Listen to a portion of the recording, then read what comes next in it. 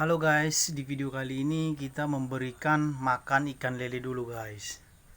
Serta memberitahu ukuran keramba yang kita pakai ini guys. Oke guys, untuk panjangnya sendiri lebih kurang 4 meter, lebar 1 meter, kedalaman 1,5 meter guys. Jadi yang berminat untuk buatnya bisa diisi lebih kurang 1000 bibit lele guys.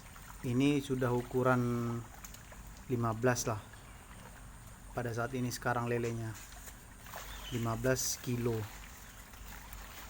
Ini di saya bibit lebih kurang 1000 guys. Oke guys, sekian dulu video kita kali ini. Terima kasih sudah menonton. Jangan lupa di subscribe, like, komen, dan bagikan guys.